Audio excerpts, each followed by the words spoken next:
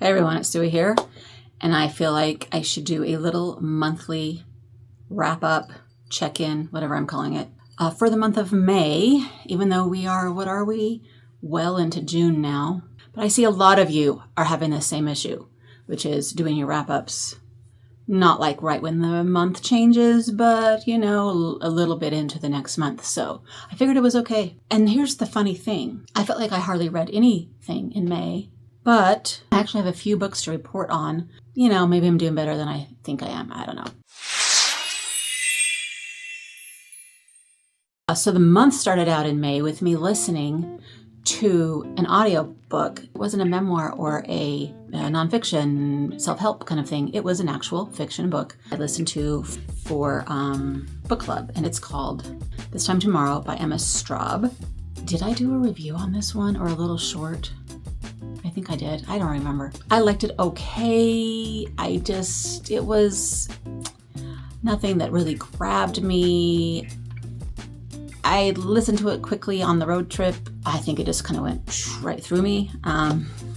It's a time travel book about a girl who is celebrating her 40th birthday, and she ends up finding this portal to travel back to her 16th birthday.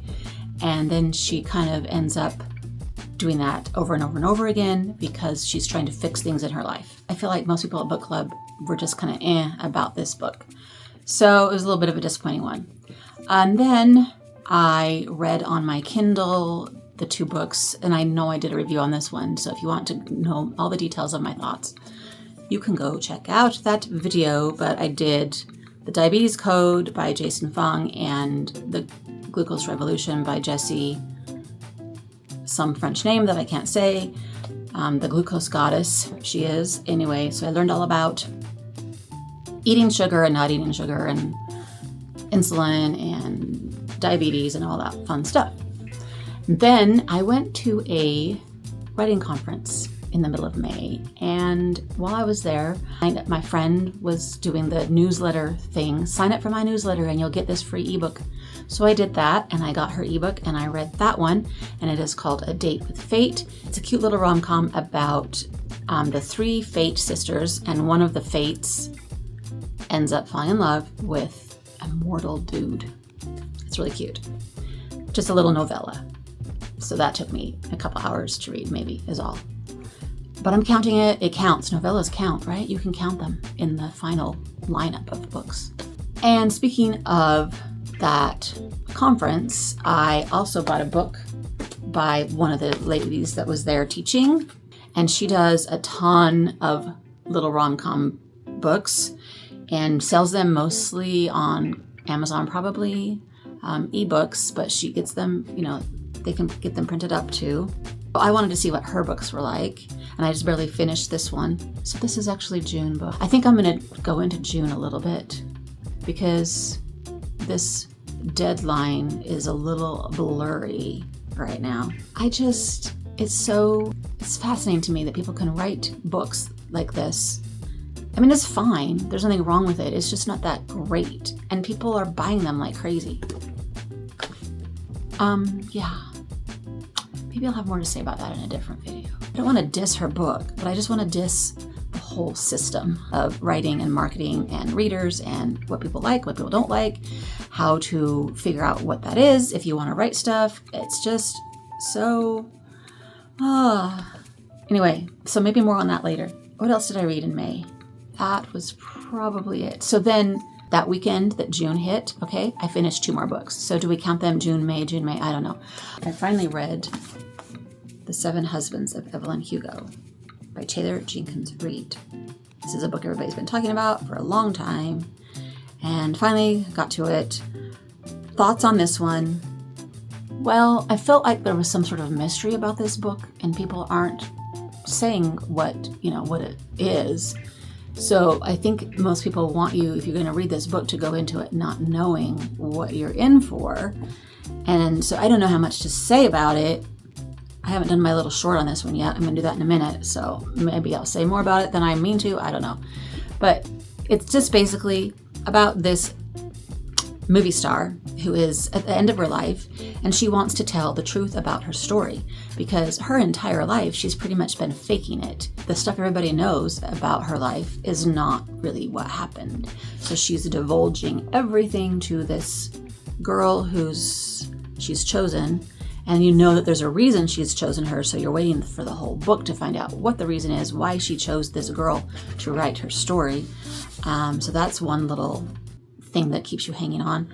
And then you think it's about her husbands, but the husbands are really just a device for telling her life story as she goes from each marriage. And there's really another overlying story. So that's all I'm gonna say about that in this video. But I finished that the weekend that we flipped over to June. So it's technically a June book too, huh? And then also I was on a road trip on that weekend, and I listened to In Order to Live by Yeonmi Park. And she is yet another North Korean defector story, which is seriously mind-boggling and horrific and harrowing and terrible in all the ways. And it blows my mind that people can go through these things and then end up living this beautiful life that she has now. I know there's some controversy around her, and I don't really understand what it is for sure. I almost didn't finish it, but then it came available again, so I'm like, what the heck? And I was driving, so I just listened, and it was really gripping, but it's almost too hard to believe. I don't know. It's crazy. Has anybody read that book? I don't know. Anyway, there's so many North Korea defector stories out there, and they're all just insane. And wow, those people are amazing. They really are. I think that's it for May. So May, I like I mentioned, I went on 2 road trips. The beginning of May and the end of May, they were both to LA to see some K-pop concerts. It's been a long, long time since I had been there for that. So it was very exciting to do that again. The first one was a group called ONEWE. We saw them in a little intimate theater in downtown LA. They are a band group, so play instruments. I love the guitar player so much. He's a bookish, quiet, introverted, amazing guitar player. And we got to meet them, quote unquote, meaning take our pictures with them and do a high five. And since it was a small setting, we were fairly up close and could see them. And I just love their music so much. If you guys are interested, you should check them out. Beautiful, beautiful singing, amazing songs. Lots of them inspired by Kong Hyun's reading because he writes the music based on books he reads. So there's this little tie-in there. That was amazing and a dream come true to finally see them. They're one of my favorite groups. Very smallish group, not very popular. Not many people know them.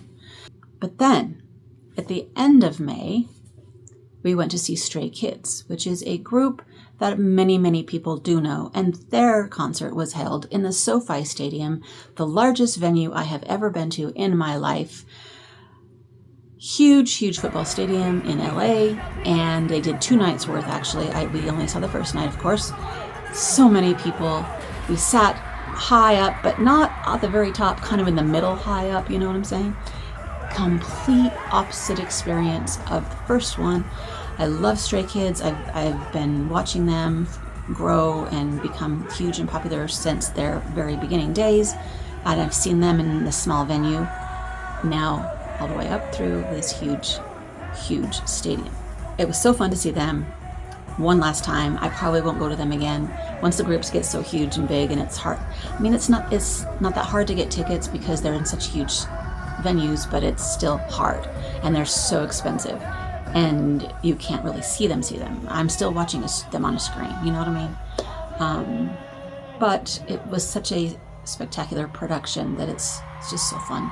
And I still get chills, even in such a huge venue. And part of it being in a huge venue is also the audience and just the atmosphere, you know what I mean? So that's part of the whole experience for sure. Anyway, so those 2 things were a big part of my May. And then also, like I said, the writing conference, which was really fun, as always, but I find that sometimes I come home depressed and sad from these things. They're supposed to be pep talks, and I just end up thinking, why am I even doing this? Look at all these other thousands of people trying to do this writing thing, and there's no way I am even close to good enough to compete with them. This time I sent 2 chapters into the first chapter contest, which they do. Of course, I did not win, but I got feedback for those chapters, and the feedback made me annoyed, shall we say.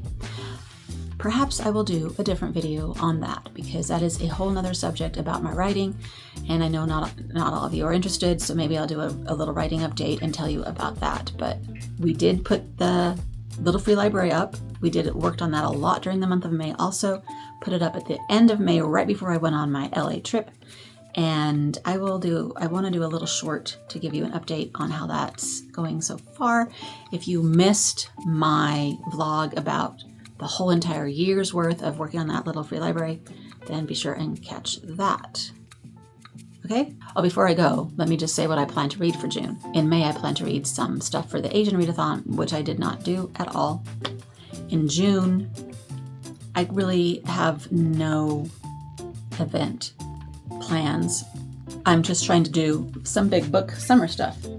And so this past week, I actually made a little dent in this one. Do you see that dent? I am almost 300 pages into it. 300. That's like almost just one book right there. Anyway, I'm really enjoying it. It's a crazy space story. So if you like space stories, yeah, I'm just trying to go through that one, I think, and then but sprinkling in between some fun and fluff also, because summer is fun and fluff. You know what I mean? So I don't really have any specific plans except for all the books that I've always mentioned. All these books right here. I'm going to be doing a tag video in a minute where I'm talking about TBRs and stuff like that. So I will talk more about that there, but this will grab whatever I feel like. It'll be a mood reading month. Book club for June is Project Hail Mary, which I already read, so I don't necessarily have to reread that one. I would love to listen to it, but getting a hold of the audiobook is really hard. I think that basically you have to buy it from Audible. It's not on Libby. Sad, sad, sad. And if it was, it would be like a ginormous hold line. So I don't know. I don't plan to really reread it, but yeah. Anyway. Okay, that's my update. I hope you enjoyed it. It's a little rambly. Sorry. Until next time. Happy reading. Bye.